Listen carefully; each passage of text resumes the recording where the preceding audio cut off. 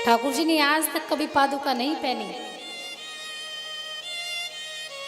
ठाकुर जी ने जो पहली अपनी गोचारण की लीला की थी वो आज के दिन की थी। आज कौन सा दिन है? गोपाष्टमी। कार्तिक मास शुक्ल पक्ष और अष्टमी तिथि। आज के दिन से ठाकुर जी ने गौ चराना प्रारंभ कर दिया था। इस दिन को कहते हैं गोपाष्टमी। और कितनी सुंदर बात है, आज गोपाष्टमी का दिन भी है और ठाकुर जी गाय चराने के लिए ब्रज में भी घूमेंगे नंगे पैर। उनको गाय अत्यंत प्रिय है, बड़ी प्रिय है। एक बार मैया यशोदा ने कहा, ठाकुर जी ने मैया यशोदा से कहा कि मैया हम भी गाय चराने जाएंगे। माँ यशोदा ने कहा लाला तू भी छोटा है, अभी गैया चराने नहीं जाएगा। लेकिन प्रभु ने जिद की तो माँ से आज्ञा ली। माँ ने कहा देख तू जाएगा तो सही, परंतु अपने पैरों में पादुका पहन कर जाएगा, कांटे हैं चुभ जाएंगे। भगवान ने कहा कि अगर मैं पादुका पहनूंगा तो जितनी सारी गाय है ना ब्रज में उन सबकी भी पादुका बनवाओ, मैं फिर गौ चराने जाऊंगा।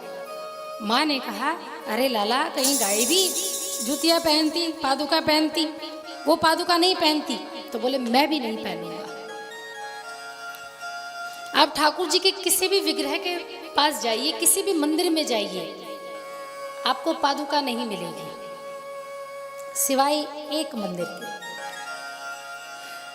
रसखान जी ने पहनाई है पादुका ठाकुर जी को। रसखान जी का नाम सुना है? रसखान जी दूसरे धर्म के थे। देखिए जब व्यक्ति में भक्ति और लगन आती है तो समय निश्चित नहीं होता, कब भक्ति और कहाँ आ जाए ये ऊपर वाला ही जानता, उसी की लीला है कि कब वो अपने भक्तों को अपनी राह पर चला दे। रसखान जी ऐसे ही पान की दुकान पर चलते चलते गए थे महाराज, पान खाने की पान की दुकान पर गए। केवल चित्र को देखा था रसखान जी ने ठाकुर जी के, केवल चित्र को, लेकिन पैरों में पादुका नहीं थी। रसखान जी ने पान वाले से पूछा भैया ये फोटो किसकी है, ये चित्र किसका है? बोले ये बिहारी जी का चित्र है। बोले देखो जो ये जहाँ खड़ा है ये पथरीली जगह है, कि इसको चुभते नहीं होंगे पैर? कितने कोमल पैर है, कितने सुंदर पैर है, तो ये जमीन तो इसको चुभती होगी ना। अब पान वाले से इतने प्रश्न रसखान जी ने किए, इतने प्रश्न रसखान जी ने किए कि पान वाला हो गया परेशान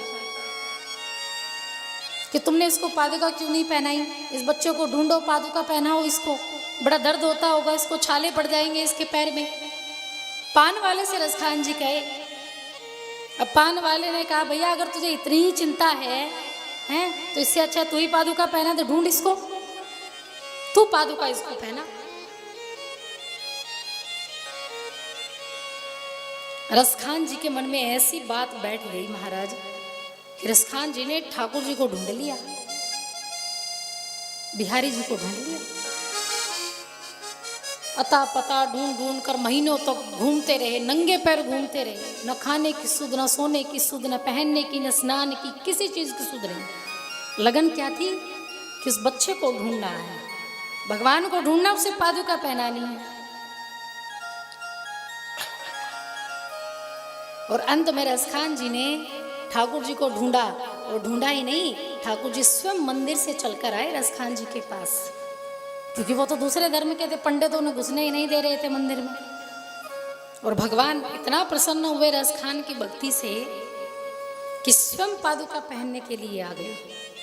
रसखान जी गले में हजारों हजारों तुलसी की माला पहनते थे। हम तो यहाँ एक तुलसी की माला पहनते हैं, लेकिन रसखान जी तो हजारों हजारों लदा रहता था उनका गला तुलसी की माला से।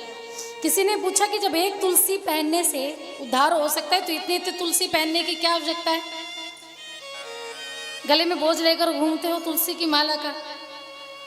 रसखान जी ने कहा कि तुम तो इस धर्म में हो, तुम कितने भाग्यशाली कि तुमने इस धर्म में जन्म लिया है, इस धर्म में जन्म लिया है जहाँ कृष्ण ने जन्म लिया है, लेकिन मैं तो दूसरे धर्म का हूँ।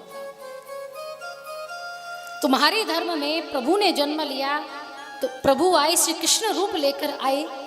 जब भी जरूरी नहीं कि सबका कल्याण होता होगा, लेकिन मैं तो फिर भी दूसरे धर्म का हूँ, तो मेरा कल्याण कैसे होगा? इसलिए मैं चाहता हूँ कि सबसे ज्यादा निगाह ठाकुर जी की मुझ पर पड़े।